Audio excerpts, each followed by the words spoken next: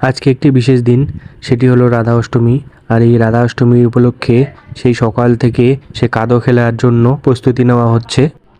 তাই প্রথমে ট্র্যাক্টর দিয়ে মাটিটাকে ধুলো করা হলো, যাতে কাদোটা খুব সুন্দর হয়।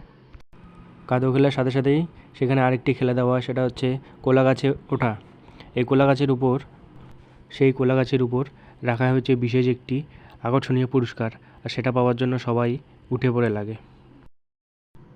তারপর আস্তে আস্তে মারিয়া যাচ্ছে পুজোর সামান নিয়ে, পুজোটি অর্থাৎ খেলাটি উদ্বোধন করার জন্য। তারপরে খেলাটা স্টার্ট হয়ে যাবে।